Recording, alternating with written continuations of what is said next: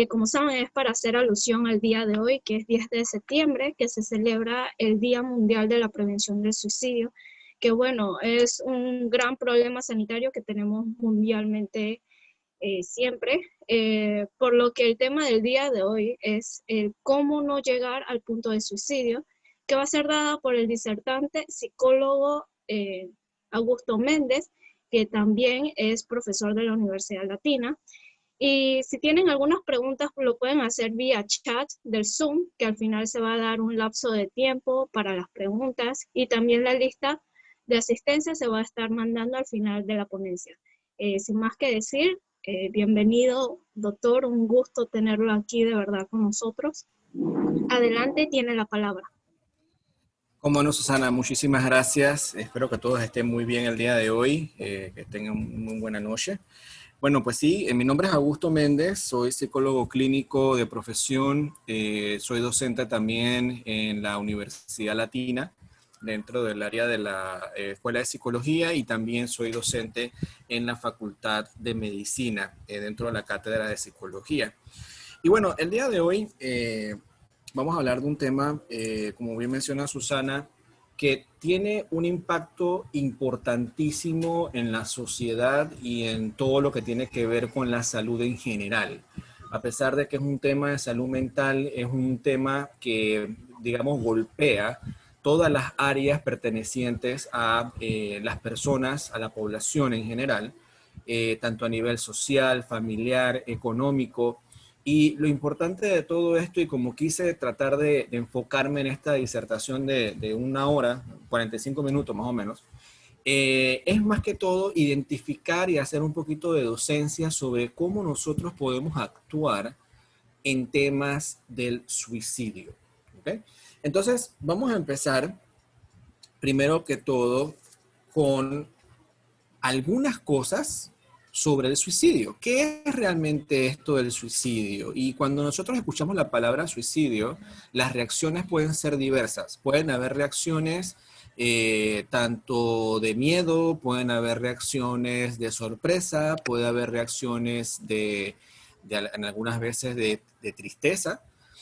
Y todo esto es parte de lo que conlleva la consecuencia del suicidio, pero al mismo tiempo hay ciertos tipos de cosas que no sabemos realmente si son ciertas. Las personas a veces tienen un tema tabú cuando hablamos de suicidio, y esto es importante aclararlo para ver si realmente nosotros pensamos que esto forma parte de lo que es un verdadero tema con respecto al suicidio o no lo es.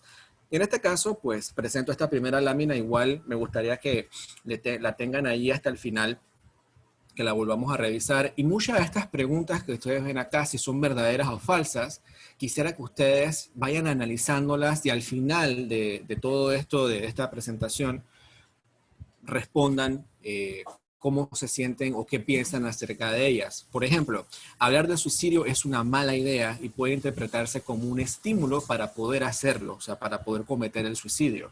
Las personas que hablan de suicidio no se hacen daño, ellas solo quieren llamar la atención.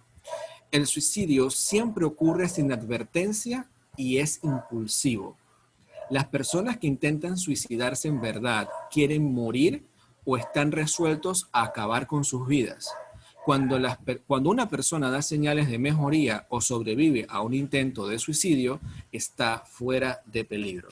Entonces, con estos 5 puntos, quisiera que todos los que están en este momento en la sala de este Zoom se hicieran la pregunta si esto realmente es así, ¿es cierto o es falso? No los voy a spoilear en este momento, lo vamos a hacer al final. Yo responderé las preguntas de esta lámina. ¿Okay? Bien, continuando con esto, vamos entonces a explicar qué es el suicidio. Si lo tenemos que definir, ¿cómo nosotros podemos entonces definir lo que es un suicidio? Un suicidio es un acto voluntario donde no intermedia ningún tipo de coacción para poder entonces ejecutar un acto para acabar con la vida. ¿Ok? Entonces aquí es importante tener este concepto claro, porque muchas veces vemos que algunas personas pueden cometer actos que pareciese que fuesen suicidios, pero realmente no lo son. La persona primero que todo tiene que tener la voluntad de acabar con su vida. No puede ser porque alguien lo mandó a matarse o de repente porque alguien le dijo, ¿sabes qué? Yo creo que al final serías mejor que te murieras y no existieras más en este mundo y la persona acaba con su vida. No, eso no corresponde a la parte del significado del suicidio. Si la persona hace esto, es que la persona ya tenía la idea preconcebida de hacerlo. Posiblemente lo que hizo esta persona que le mencionó esto fue simplemente darle como el último empujón para que la persona cometiera el acto suicida.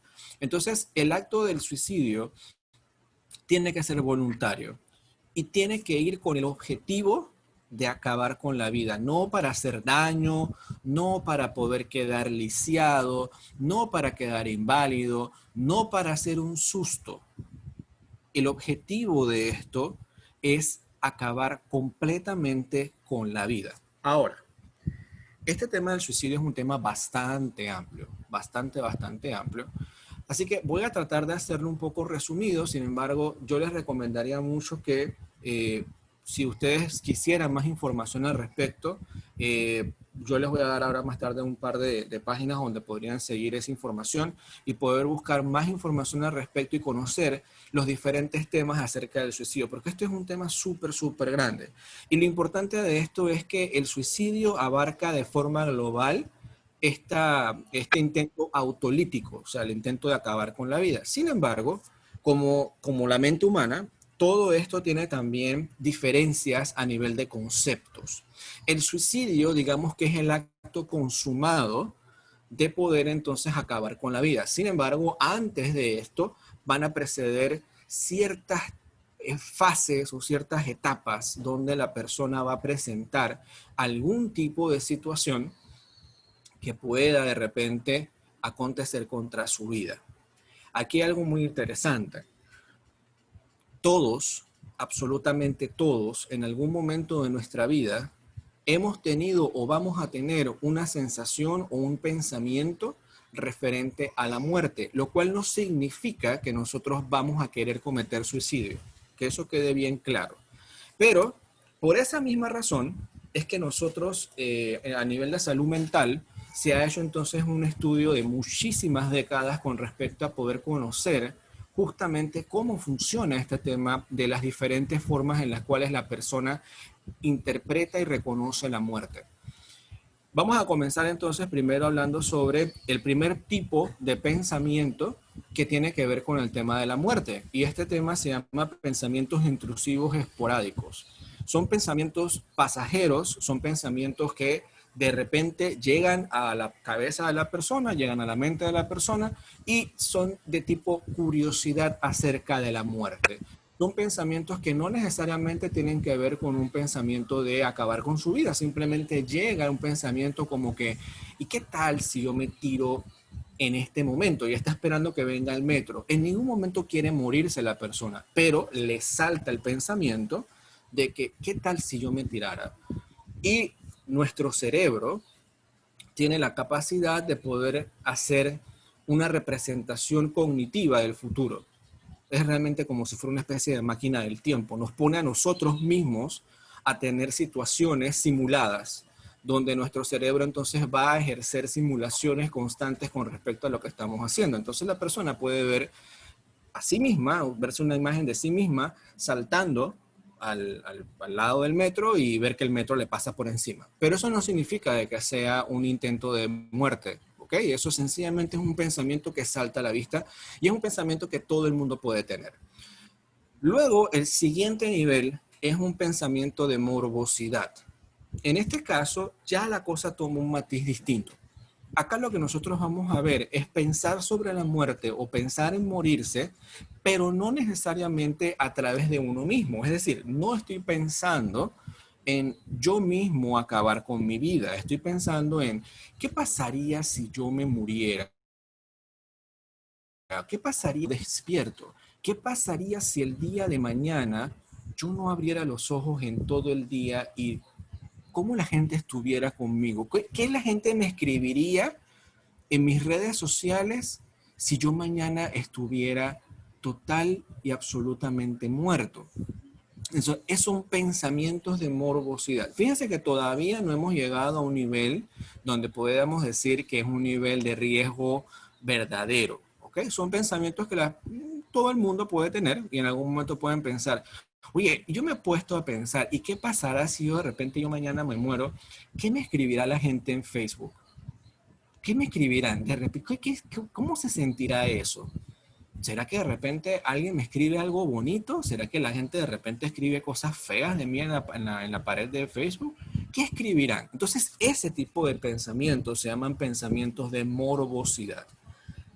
Luego de ahí venimos entonces al siguiente escalón, que en este nivel ahora sí tenemos una preocupación con respecto al tema de la muerte.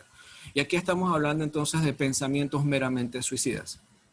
Pero este tipo de pensamientos suicidas son pensamientos que no tienen intención ni tampoco tienen un plan. ¿Qué quiere decir esto? Yo estoy pensando en acabar con mi vida, pero no tengo ninguna idea de actuar para acabar con mi vida. Entonces puedo pensar, ojalá yo pudiera suicidarme. Ojalá yo pudiera morirme mañana mismo. La diferencia entre este pensamiento suicida y el pensamiento de morbilidad es que yo sencillamente tengo la curiosidad y solamente pienso de que podría morirme, pero no por mi propia mano. En el pensamiento suicida, ahí sí estoy pensando en acabar con mi vida a través de mis propios medios. Entonces, ahí sí estamos hablando de que hay un tema que sí eleva el nivel de riesgo. Pero en el pensamiento suicida de este tipo no tenemos una intención clara de poder hacerlo ni un plan para poder ejecutarlo. Y esto es importante al momento de hacer una evaluación, porque cuando nosotros vamos a evaluar un paciente, esto es lo primero que se pregunta. ¿Qué tipo de intenciones usted tiene para acabar con su vida? ¿Cuál es su intención? ¿Qué quiere lograr quitándose su vida? ¿Qué quiere conseguir con eso? Y al final también preguntarle, ¿cómo lo piensas hacer? ¿A través de qué forma lo piensas hacer? ¿Tienes ya ideado el método? ¿Pensaste que lo vas a hacer con un arma, con veneno? ¿De qué forma lo vas a realizar? Entonces ya hay un plan elaborado, que en ese caso viene entonces el siguiente nivel, que es pensamiento suicida, pero con método todavía sin intención ni plan. Y en este caso tiene el método de cómo lo va a hacer, pero no tiene un plan específico, es decir, una hora específica, un día específico, un momento específico del día, en un momento específico donde todas las cosas estén totalmente planeadas para poder ejecutar el acto suicida. Y en este caso tampoco tiene la intención para poder realizarla. Es decir, cuando hablamos de intención, estamos hablando de que todavía no tiene esa capacidad de dar el paso para realizarlo, pero ya lo está pensando. Luego tenemos entonces la intención suicida, que ese es el step, uno de los más altos y el mayor riesgo, que es cuando la persona ya tiene la intención de acabar con su vida, es decir, ya tomó la decisión. Yo no quiero seguir existiendo más. Ya yo siento de que esto no da vuelta atrás. Yo necesito morirme. Yo me quiero morir. Y aquí tenemos entonces las dos fases. Tenemos una que no tiene el plan específico de cómo te vas a morir, pero ya estás decidido a que te quieres morir. Y el otro pensamiento suicida con plan e intención es prácticamente el nivel crítico, la parte de crisis. La persona automáticamente ya está decidida, ya sabe cómo lo va a hacer, ya sabe cuándo lo va a hacer, y de ahí pasa entonces al intento suicida, que el intento suicida es justamente el acto de poder entonces acabar con la vida. Suicidio es cuando se consuma el acto, ¿ok? Cuando el acto se ejecuta con éxito y la persona fallece por ese intento autolítico, se le llama suicidio. Si esta persona no tuvo el éxito para poder conseguir ese objetivo, se le denomina intento de suicidio o intento suicida. ¿Ok? Entonces, es importante que tengamos ese concepto bien claro, porque cuando vamos a hablar con la gente, hay que educarla. Muchas personas a veces tienen miedos simplemente por tener pensamientos intrusivos esporádicos y les llena de terror. Y entonces hay que revisar a ver por qué eso está ocurriendo. Pueden ser por muchas patologías también. No necesariamente debe ser porque hay una intención real de suicidio.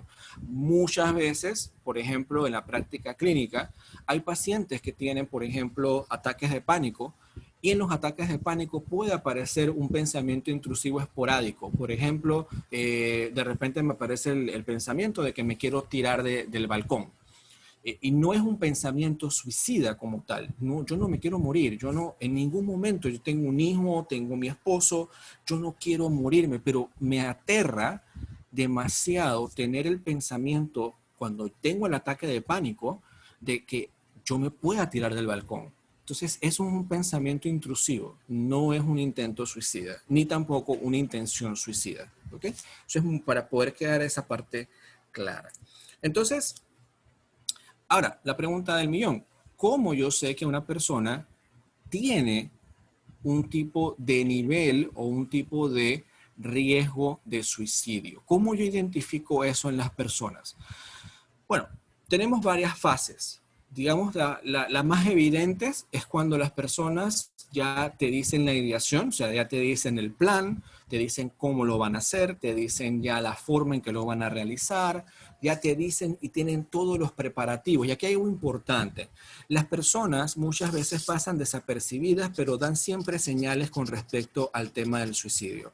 Si de repente usted está viendo que alguien muy cercano de la noche a la mañana comienza entonces a hacer planes, por ejemplo, dejar testamentos, adquirir una suma importante de seguro de vida, que nunca en la vida había tenido seguro de vida y de la noche a la mañana aparece que va a dejarle una cantidad exorbitante de dinero, pero de la nada, o sea, no es algo de repente planeado. No quiere decir de que la gente que tenga seguros de vida tiene riesgo suicida, no. Lo que intento decir con esto es que si usted nunca ha tenido un seguro de vida y de la noche a la mañana decide tener uno, hay que prestar atención a eso. ¿Por qué lo desea hacer? ¿A qué nace esa decisión de poder dejarle este dinero a esta familia o a la persona que usted quiera de la nada? Comienzan a dejar bienes, comienzan a repartir cosas, comienzan entonces a dejar todo listo para poder entonces actuar en ese acto suicida. Otra parte importante, otra señal de riesgo importante es los intentos anteriores. Una persona que haya pasado por múltiples intentos suicidas tiene un riesgo sumamente elevado de volver a cometer este tipo de acciones en el futuro. No deben de tomarse a la ligera. Ahora, hay que tener también algo en cuenta, que también es algo que puede ocurrir en la práctica de tratamiento, en la práctica terapéutica. Muchas veces las familias, los familiares de estas personas que han tenido múltiples intentos, llegan mucho también a sobreproteger a su familiar con respecto a este tipo de intención. Entonces, hay que saber manejarlo cuando uno va a tener este tipo de acciones, porque a veces las personas que están del otro lado se sienten también un poco asfixiadas. Entonces, como que, oye, no puedo decir ni siquiera que me siento un día mal, porque ya piensan que de repente me voy a matar y eso no es así. Entonces, hay que saber manejarlo, hay que saber tener bien claro y por eso es importante tener a la familia dentro del plan terapéutico. Es importante que todos estén participando por la conveniencia y por la salud del paciente. No se puede tratar solamente al paciente solito. Bueno, no es que no se pueda, pero en la medida de lo posible, si esta persona tiene familia, tiene personas cercanas, hay que trabajar con ellas. Importante también, otra señal de riesgo es el aumento de la ansiedad y la agitación, el uso excesivo de sustancias. Y esto es importante. Y es importante porque justamente una de las cosas que ocurrieron aquí en Panamá, de hecho con el tema de la pandemia, y mucha gente criticó esa medida de parte del gobierno, era sobre la utilización de la ley seca. Aquí en Panamá, como sabemos, nosotros, y no es un récord que honestamente me hace sentir orgulloso, me siento orgulloso de otra cosa de ser panameño, pero de eso no, es que nosotros tenemos uno de los niveles más altos de consumo de alcohol per cápita en Centroamérica y estamos en el top de Latinoamérica. Entonces estamos hablando de que somos un país que consume alcohol en cantidades industriales. Y lastimosamente nosotros vemos reflejado que el consumo de alcohol conlleva a múltiples tipos de problemas. Y vamos a hablar no del consumo, vamos a hablar más que todo del abuso del alcohol.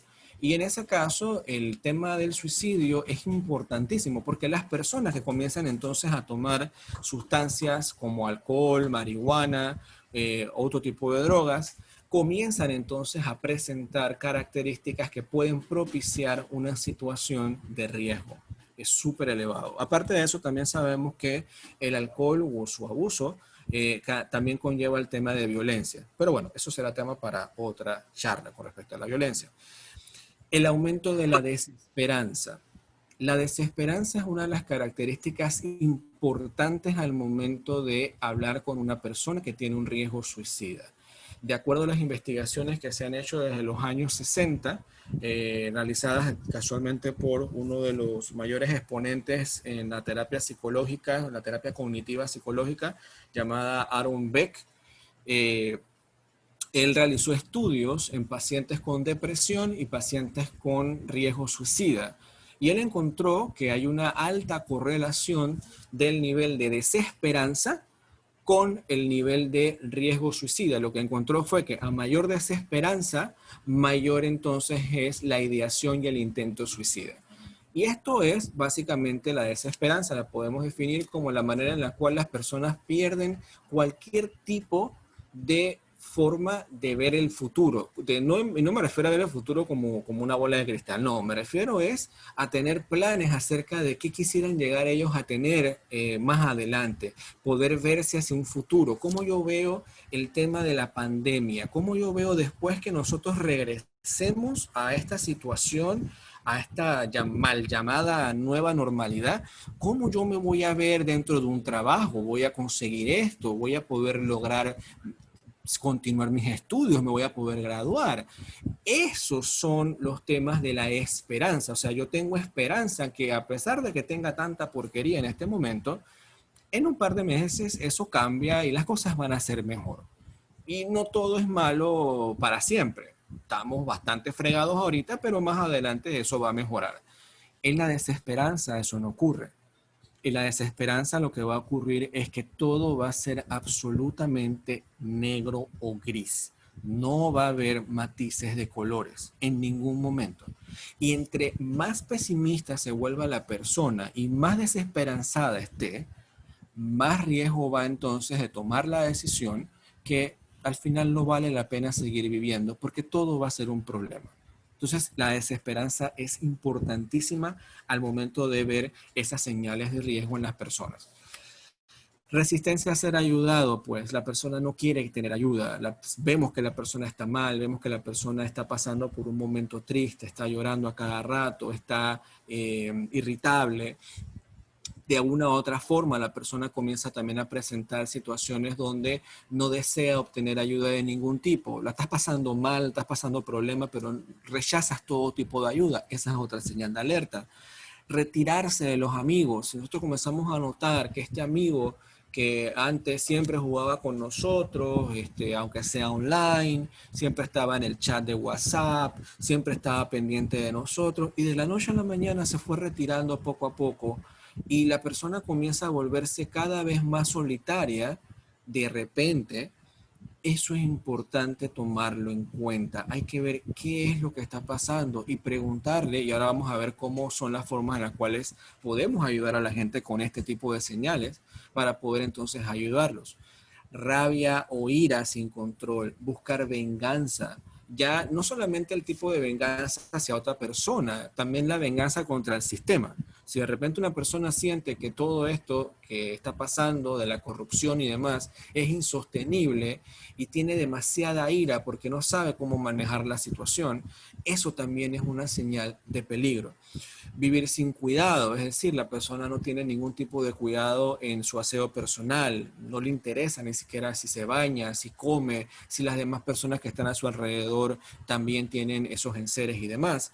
Y participar de actividades de riesgo, comienza entonces a tener conductas temerarias, es decir, comienza a hacer acciones que normalmente antes no hacía, pero ahora son situaciones de mucho riesgo que podrían tal vez acarrear alguna situación de accidente o de muerte o un accidente fatal.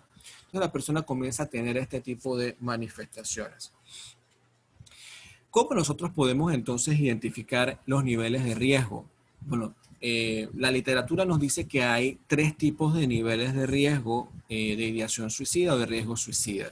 Tenemos el nivel bajo, el riesgo bajo, donde la persona no tiene una historia de eventos previos, no hay ideación suicida y digamos que ha tenido una pérdida significativa, pero tiene factores de protección. ¿A qué llamamos factores de protección? La familia, los amigos, incluso, aunque ustedes no lo crean, las mascotas son factores de protección. Una persona que de repente viva sola, pero dentro de su casa quiere mucho a sus animales, tiene un perro, tiene un gato, tiene un loro, tiene una tortuga, tiene mascotas. Las mascotas pueden ser un salvavidas que se puede utilizar perfectamente para tratar a alguien en crisis. Eh, También, pues, las personas que son de repente que tienen tal vez no familia nuclear como esposa, hijos, pero tiene la abuela, tiene a sus papás, tiene a sus sobrinos, tiene gente que son significativos para ellos, son factores de protección. Personas que también se pueden refugiar en la espiritualidad. Y ojo, hablo de espiritualidad no sobre una religión en particular, pero el hecho de repente de poder tener esa conexión o poder tener esa forma de poder brindarse hacia una religión en particular, la que desee, pero esa conexión hacia algo superior es también un factor de protección. Entonces el riesgo bajo es cuando las personas tienen una situación que puede ser algo significativo. Y cuando hablamos de pérdida, no estamos hablando de una persona. ¿Qué es lo que primero uno piensa? Bueno, una pérdida, bueno, falleció su mamá, falleció su abuela, falleció su papá. No solamente hablamos de eso, las pérdidas también son materiales, las pérdidas también son situacionales, las pérdidas también son sociales.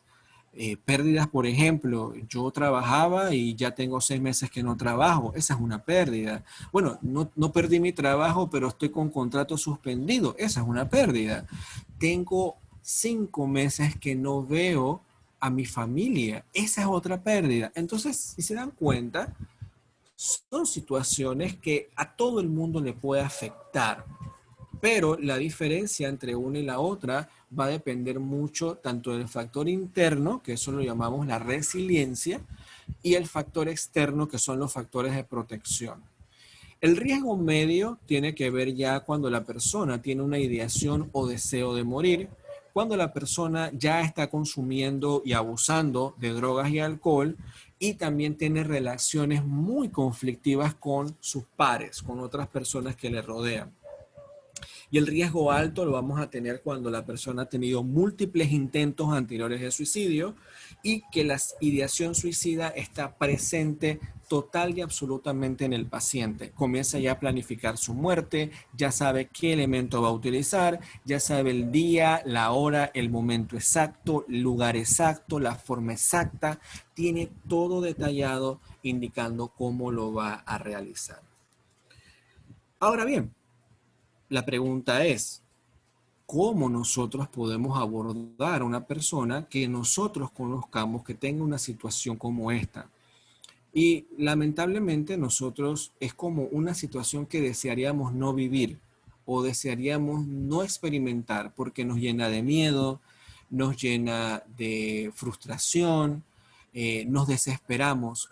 Y ojo, esto es normal, es total y absolutamente normal. Si usted de repente tiene un familiar, un amigo, alguien cercano que pueda entonces darle esa información, decirle, hey, fulano, ¿sabes qué? No me siento bien y la verdad que quisiera como morirme en este momento. Entonces, en ese caso, nosotros vamos a comenzar a ver que la persona va a tener situaciones donde no sabe cómo manejarla porque se llena de mucha ansiedad y se llena de temor. Entonces, esto que presento en este momento son algunos tips que ustedes pueden utilizar con este tipo de personas. Esto no representa una terapia de tema suicida para nada, en lo absoluto, esto no es un tema de terapia. Esto sencillamente veámoslos como primeros auxilios cuando una persona necesita tener una intuición para poder escuchar. Y aquí lo que vamos a comenzar a ver es preguntar sobre los sentimientos de la persona. En ese caso, lo que nosotros vamos a hacer es que vamos a preguntar si alguna vez has sentido que no vale la pena vivir. ¿Has pensado en dormirte, no despertar nunca más? ¿Qué cosas en tu vida te motivan a seguir viviendo? Es decir, conocer los sentimientos de la persona. La otra pregunta sería cómo conocer sus intenciones. En este caso vamos a ver, ¿qué deseas lograr si haces lo que has pensado?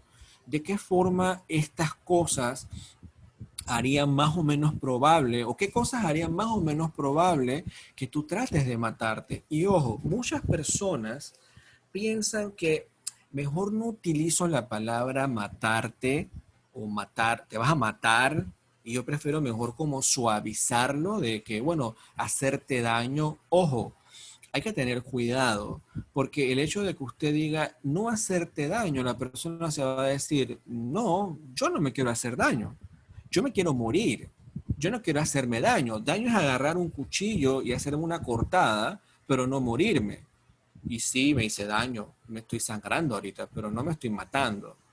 Pero en el tema del riesgo suicida, tenemos que ser muy transparentes y muy abiertos con la persona. Y eso abre un canal o un puente. Y ese puente es justamente lo que vamos a ver ahorita, lo que te permite conectar con la persona y evitar que la persona tenga ese tipo de situación. Entonces, si usted ve que la persona está tomando ese tipo de situaciones, usted pregúntele directamente, no le dé rodeo, no le ponga, yo les digo muchas veces, flores aromáticas como para poder suavizar la situación. Pregúntelo directo. ¿Tú has pensado en qué cosas podrían más o menos, haría menos probable que trates de matarte? ¿Has pensado que no vale la pena vivir? ¿Has pensado que realmente quisieras desaparecer de este mundo y morirte? Utilicen la palabra, no tenga miedo, porque esa es la diferencia entre que la persona confíe en lo que usted realmente desea ayudarla o está pensando que usted sencillamente tiene miedo y no va a abrirse la persona para poder conversar y escuchar. Entonces es importante que tengan eso siempre presente.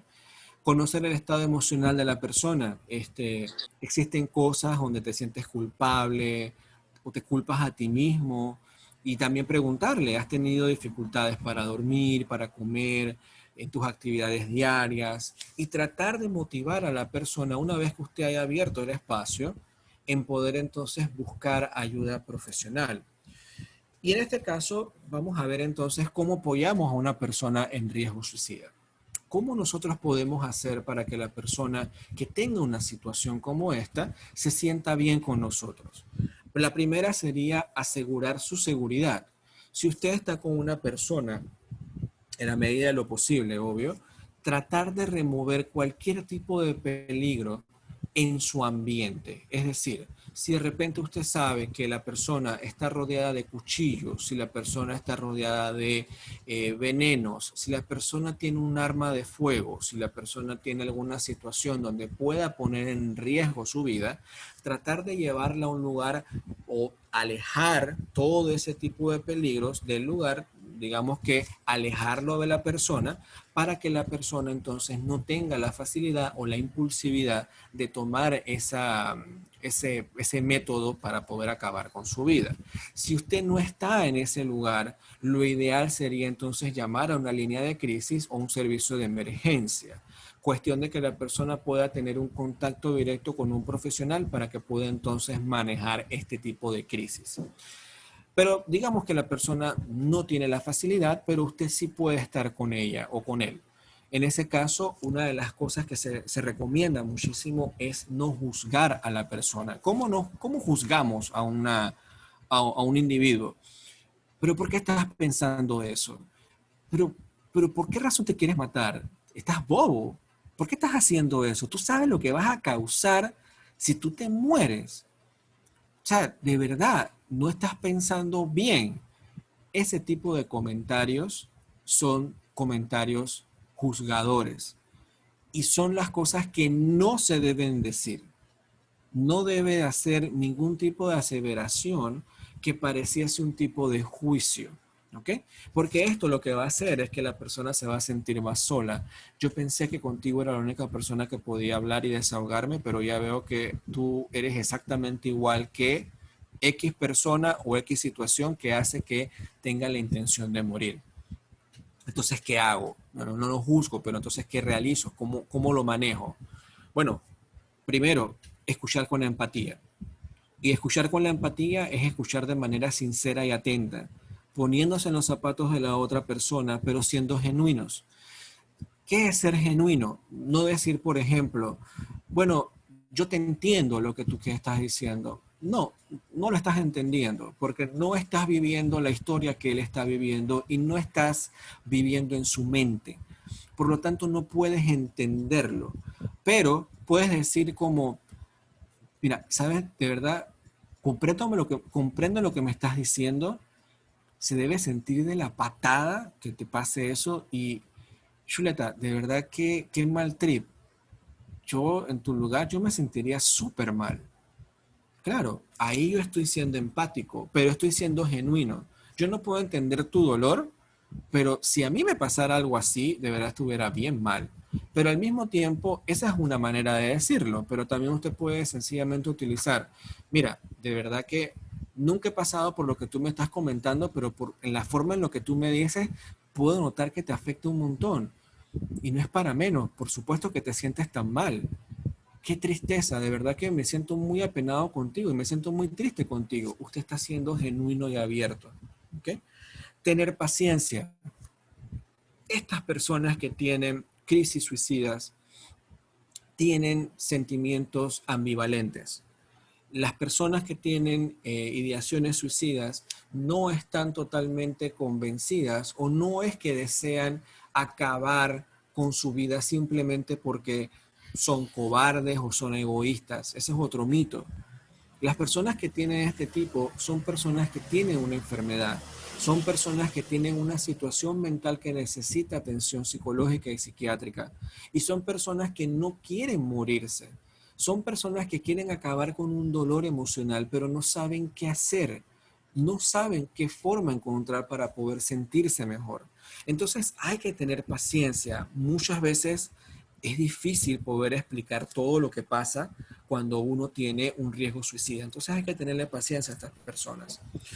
Otras maneras en las cuales podemos ayudar a las personas con riesgo es recordarles cuánto uno lo quiere y que no es una carga, porque eso es un sentimiento de culpa muy común que pasa en las personas que tienen ideación suicida. No traten de resolver el problema de forma automática, o sea, no salten de una vez a resolver el problema. No traten de resolverlo. Algunas veces no se trata ni siquiera de buscar que usted diga algo, es simplemente el estar. Algunas veces la persona no necesita escuchar nada. Lo único que necesita es sentirse escuchado. No necesitan tal vez una buena palabra. Muchos estudiantes y muchas personas me preguntan lo mismo. ¿Qué puedo decirle yo a una persona con un intento suicida si no me salen las palabras? Y lo que yo les digo, no le digas nada. No le digas absolutamente nada. Si en ese momento no sabes qué decir, no le digas nada. Simplemente escúchalo. Y ya. No tienes que buscar cómo voy a sacar mi lado más poético, a ver, no, es que en ese momento no te va a salir casi nada. Y si no tienes la preparación, obviamente no te va a salir. Así que no te preocupes si no te sale algo inspirador en ese momento. No lo hagas, no pasa nada. No forzar la conversación. Si la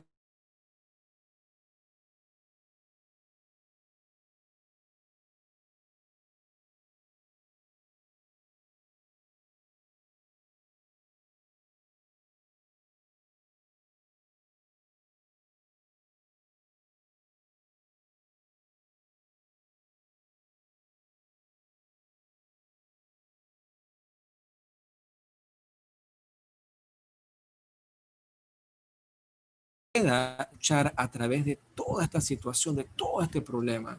En este momento acuérdense que tienen un filtro mental, todo lo están viendo negro. Entonces usted empodérele a la persona.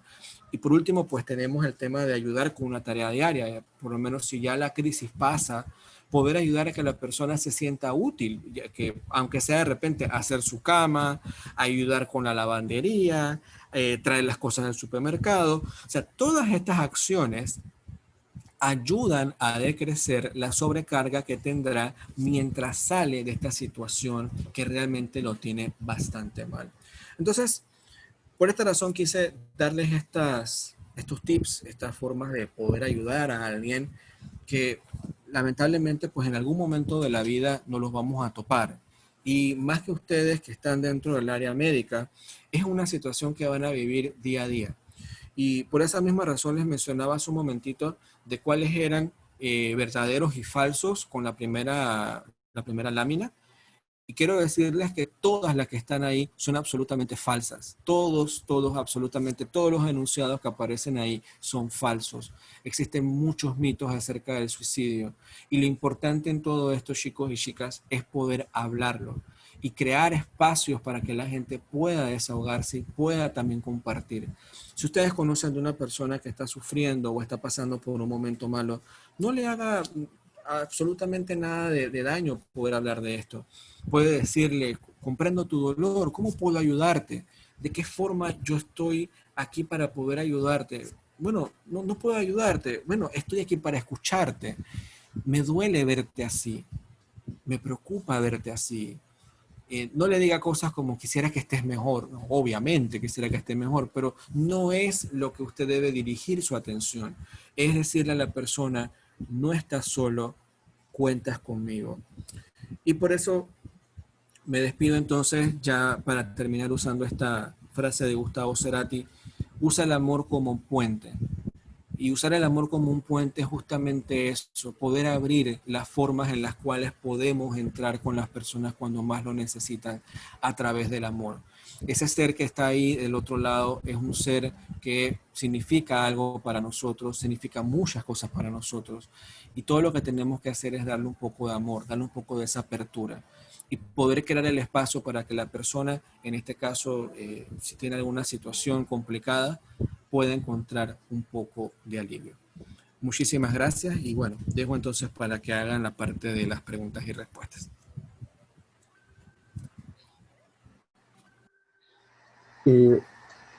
Muchas gracias, profesor, por la gran ponencia que acaba de dar. Vamos a abrir ahora un espacio de como unos 10 a 15 minutos para que puedan hacer cualquier pregunta que no les haya quedado clara. Por favor, escríbanla en el chat para poder comunicársela al profesor. Y pronto estaremos reenviando el form de la asistencia para que lo puedan llenar.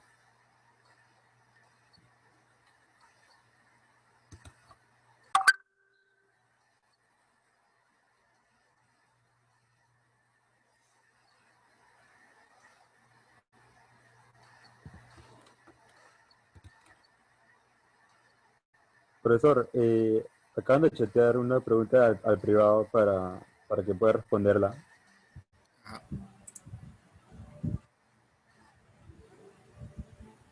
Y dicen, ¿cómo sé que aunque la persona no lo diga, cómo sé que aunque no le diga nada a la persona se va a sentir valorada? Ok, muchas veces validar a la persona es hacerle entender o hacerle sentir a la otra persona que yo estoy ahí para lo que necesita. Muchas veces no necesito decir algo porque el lenguaje, recuerden que el lenguaje tenemos un lenguaje corporal, un lenguaje no verbal y tenemos el lenguaje verbal. A veces el lenguaje verbal se nos enreda mucho y a veces en estas situaciones se nos enreda la lengua o de repente por la ansiedad decimos cosas que al final no tienen como mucho valor o metemos la pata, como decimos en buen panameño. Y a veces el lenguaje no verbal ayuda muchísimo a que la persona, sin dar ningún tipo de palabra, la persona sienta que la otra persona le importa. Por ejemplo, en situaciones de riesgo, si la persona de repente le permite a ustedes tomar su mano, pasar su mano para darle un abrazo, simplemente estar sentado y de repente estar pendiente, simplemente agachar la cabeza con la persona, escuchar lo que la persona está diciendo. Yo creo que en ese caso la persona va a sentir muchísimo que tiene a alguien que la apoya y que no la esté juzgando, porque usualmente ¿cuál es la forma cotidiana o lo que tal vez el paciente ha estado sufriendo? llega la persona y le dice, ¿qué te pasa? ¿Qué te pasa? Dime, pero ¿por qué no hablas? Es que siempre es lo mismo contigo. Te das cuenta, solo quieres llamar la atención. Entonces se dan cuenta, ya la persona automáticamente entra como en una concha, con un caparazón. Y dice, no, yo mejor no digo nada porque capaz esta otra persona que está acá, aunque es mi amiga o mi amigo o mi familiar, tal vez me va a decir lo mismo que me dice esta otra persona que siempre me critica. Pero cuando la persona siente que hay esa apertura, yo no te voy a juzgar, puedes hablar conmigo sin ningún problema. Cuando te sientas listo, conversame, yo estoy aquí. Si tú no quieres que diga absolutamente nada, yo voy a estar aquí tranquilo. En ese caso, la persona va a sentir esa empatía y puede ayudar muchísimo. Así que recuerden, podemos utilizar un lenguaje verbal y un lenguaje no verbal y es totalmente válido. Profesor, también preguntan, aquí en Panamá, ¿con qué programas contamos para ayudar a personas que han pasado por un intento de suicidio?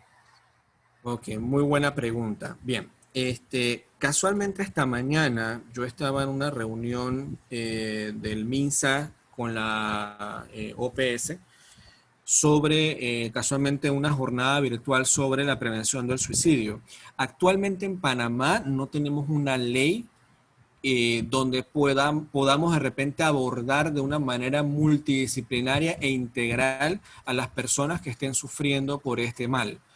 Lo que normalmente se hace o lo que normalmente se practica es que las personas que tienen una situación de riesgo se dirigen entonces a un hospital público, ya sea de repente el Instituto Nacional de Salud Mental, la Sala 25 del Hospital Santo Tomás y también la Caja de Seguro Social en la especializada. En otros hospitales, todos los hospitales públicos tienen en el servicio de urgencia recibir a las personas que tienen situaciones de riesgo suicida o intento suicida. Sin embargo, eso no está legislado. O sea, no, es como que corremos el riesgo que en algunos casos sí atiendan y en otros no se atiendan. Y lo que se pide con esta ley o lo que se propone con esta ley es que en todos los hospitales se atiendan este tipo de cosas. No tenemos un lugar para poder brindar tratamiento al tema del suicidio. O sea, todos los intentos suicidas lo que hacen es que entran dentro de lo que es la parte del hospital, se mantienen ingresados un par de días y luego de ahí se da entonces una referencia ambulatoria para que pueda entonces ser manejado ya sea a través del centro de salud o a través de la práctica privada. ¿Qué es lo que se recomienda? Se recomiendan clínicas de tratamiento integral donde haya médicos, psiquiatras, enfermeras, terapeutas sociales, psicólogos clínicos, enfermeras de salud mental. Y en esa clínica tratar a las personas que tengan este tipo de situación. Aquí en Panamá había uno, pero lastimosamente las personas no las llevaban. Parece mentira, pero las personas no las llevaban porque estaba el estigma. De hecho quedaba en Chanis y el centro cerró porque las personas no querían no querían que los demás supieran que había tenido un intento suicida. Entonces, como no querían, estaban preocupados por el qué dirán, la gente no iba. Y al final, pues, el centro cerró.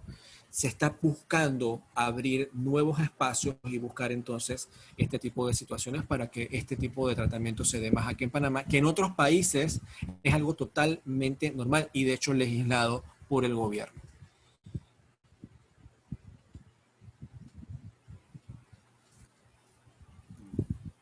Buenas tardes, licenciado. No sé si me escucha. Sí, cómo no. Me gustaría plantearle una situación para poder conocer el manejo que usted tendría con un paciente. En este caso sería un paciente menor de edad, unos 15, 16 años, donde uno de sus dos padres falleció y la paciente o el paciente actualmente vive con el otro familiar, sea la mamá o el papá, y con su abuelo. Entonces, esta paciente lo que indica es que ella ya ha comenzado a planear porque ella se siente que es su culpa de que su familiar haya fallecido. Así que ya ha comenzado un planeamiento y que su madre, por ejemplo, no le entiende. Uh-huh. En este caso, ¿cuál sería el manejo que debería darse? Y muchas gracias por la presentación. Cómo no, la orden. Bueno, primero que todo, la madre, siendo la tutora legal de la paciente o el paciente por ser menor de edad, está en el derecho y en la obligación de brindarle el mayor, digamos, a la mayor prioridad o la mayor brevedad una atención psiquiátrica a esta paciente o a este paciente. Entonces, la madre, siendo la tutora legal, está en el pleno derecho de poder tomar a la persona, llevarla entonces a un hospital, en este caso puede ser el hospital del niño, para que puedan entonces trabajar y entrar por tema de urgencia el tema de la ideación suicida. Si ya tiene un plan, digamos que ya está a nivel de ideación con plan, es un nivel de riesgo súper elevado.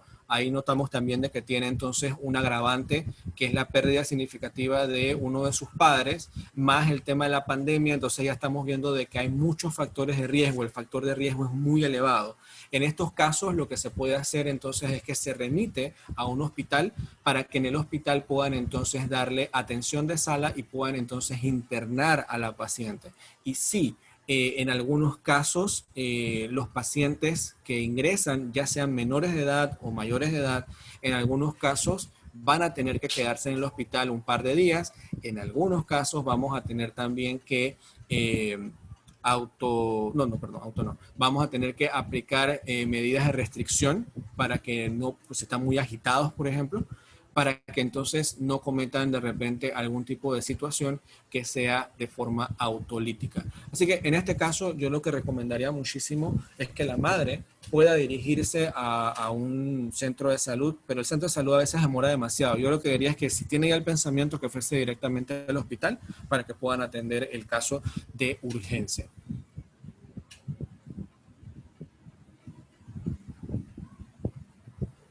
Y para las personas que han asistido, se acaba de volver a enviar el form de la asistencia en el chat.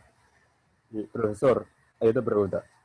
Para las personas que tienen pensamientos suicidas, ¿qué recomendaría para ayudarse personalmente ellas mismas, independientemente de la ayuda que se le pueda ya estar teniendo en terapia?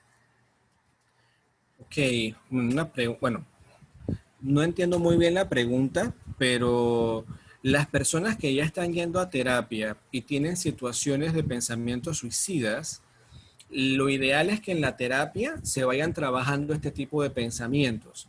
Ahora, si la persona también está sufriendo de algún tipo de desregulación emocional, lo cual puede inducir a una impulsividad que posiblemente le lleve a una situación de intento de suicida, hay varias formas en las cuales el paciente va a poder entonces regularse emocionalmente con respecto a este tipo de pensamientos autolíticos.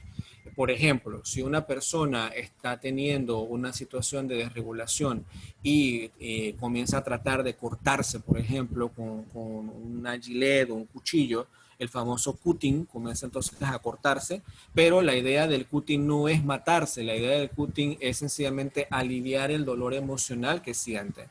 Pero si a través de ese dolor podría llegar a pasar entonces ya un pensamiento de el dolor es demasiado fuerte, yo quisiera mejor acabar con esto ya de una vez, el terapeuta le puede enseñar técnicas para justamente modificar esas acciones. Una técnica, por ejemplo, que se utiliza muchísimo es que la persona en esas situaciones agarre dos trozos de hielo y en vez de hacerse el corte, agarre el hielo hasta que aguante en las manos. Que apriete el hielo lo más posible, lo más que aguante, y de esa forma la persona entonces automáticamente comienza a regular su situación emocional con respecto a hacerse daño. ¿Okay? Pues en ese caso sí es hacerse daño. Pero sí se recomienda que si la persona está yendo a terapia y está teniendo una situación todavía de ideaciones suicidas, es importante que lo hable con su terapeuta para que se arme un plan de seguridad, que es la forma correcta para poder tratar el tema de riesgo suicida.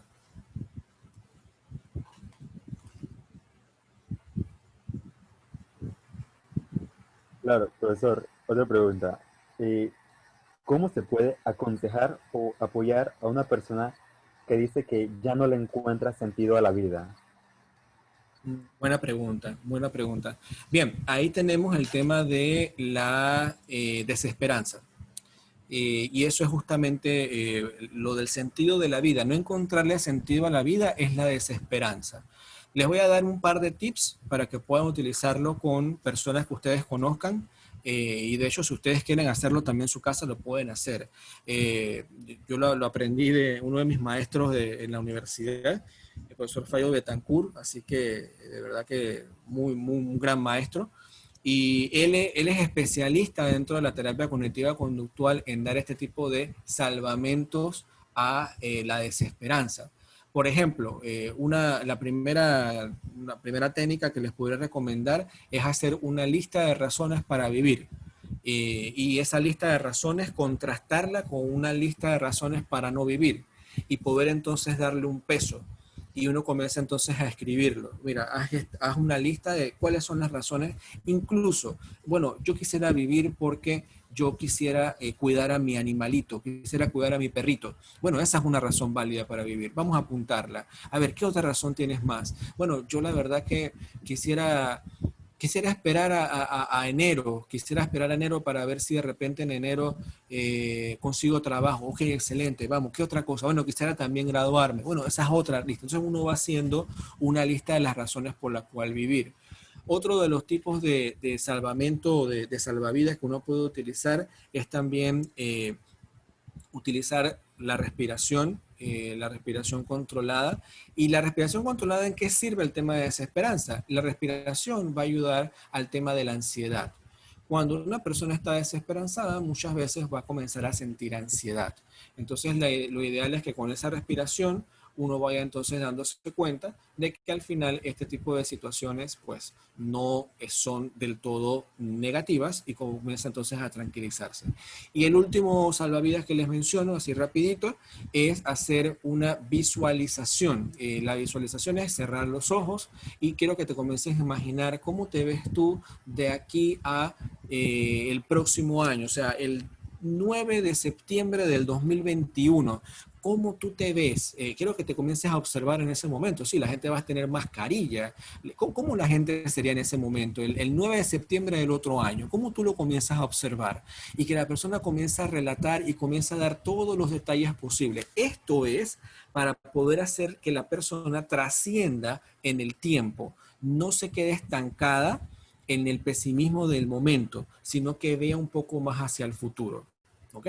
Esos serían 3 tips que les puedo dar. Hay muchos más, pero bueno, por cuestiones de tiempo no quisiera extenderme un poquito más de eso.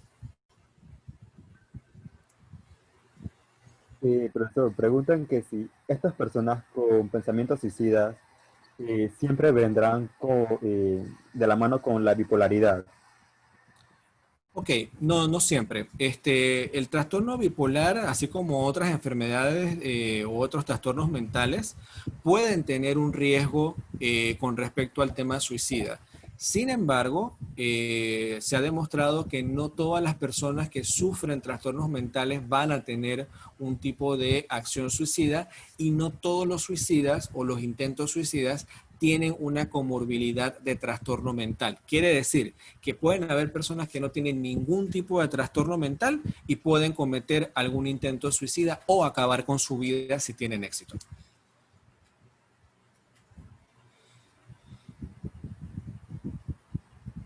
Profesor, ya para terminar con la última pregunta, dicen, ¿puedo detectar a una persona con ideación suicida y no demuestra signos ni señales que alerten sobre cambios, ya que sea en su comportamiento o con su familia? Bueno, en esos casos hay que saber bien ese tipo de situaciones. Usualmente las personas que están más cercanas son las que deben entonces de poder observar este tipo de cambios en la persona. Cuando uno no está tan involucrado con la persona, uno de repente ese tipo de cositas pasan desapercibidas. Pero las personas que están en el diario vivir de esta persona sí se pueden dar cuenta. El problema está que muchas veces vivimos tan ensimismados en el día a día, tal vez no le prestamos la atención debida y los cambios que sí se notan en el día a día con la persona nos pasan de largo, o sea, nos pasan enfrente de las narices y ya después que ocurre la situación, es que, oye, mira, de verdad, yo me acuerdo que esta persona se había puesto esto o había dicho esto y ahora es que me estoy acordando. O sea, sí nos damos cuenta. Pero, como digo, eh, uno lo nota más cuando la persona está dentro de tu mismo círculo que cuando estás más afuera. Cuando de repente eres un amigo y como no vives en el día a día con la persona, tal vez te sea un poco más complicado. Pero incluso hay momentos también donde las personas pueden comunicar la situación a sus amigos y algunas veces la gente un poco cruel no les prestan atención, o sea, estás payaso, eres, está haciendo drama, ya viene este nuevo consulta, hey pelado, quédate quieto, hombre. Entonces la gente no le presta la debida atención y hay que tener cuidado. Cada vez que ustedes escuchen que un amigo mencione como que yo en verdad tengo como ganas de morirme, ¿me ese tipo de comentarios no los pasen tan a la ligera. Ahora, mucha gente dice, no, pero no seas tan alarmista. No es que sean alarmistas, pero es que no podemos saber con seguridad cuándo es una señal real y cuándo tal vez no lo sea. Preferimos entonces que no lo sea, pero como no sabemos eso, no podemos meternos en la cabeza de la gente, es mejor tomar en cuenta cada una de ellas. Si ustedes de repente ven a un amigo que les menciona eso en un chat de grupo, y ustedes tienen alguna situación, no le chaten en el grupo, chatenle aparte. Hey, pelado, ¿qué sopa? ¿Cómo estás? Hey, ¿todo bien? Es que vi que me mandaste este mensaje, me preocupó un poco.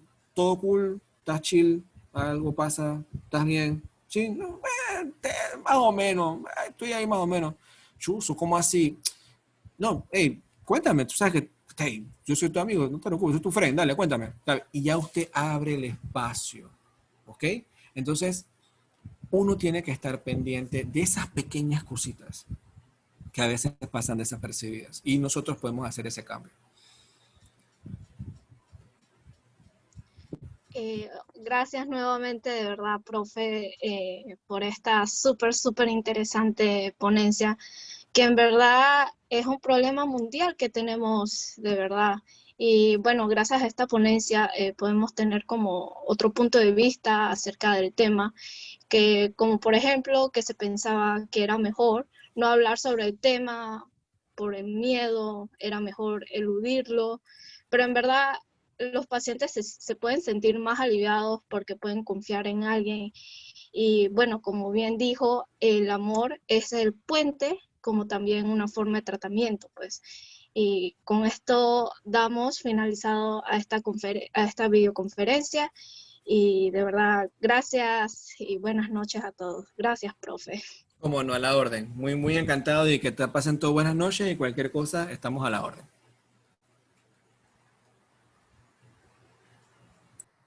Recuerden llenar la lista de asistencia.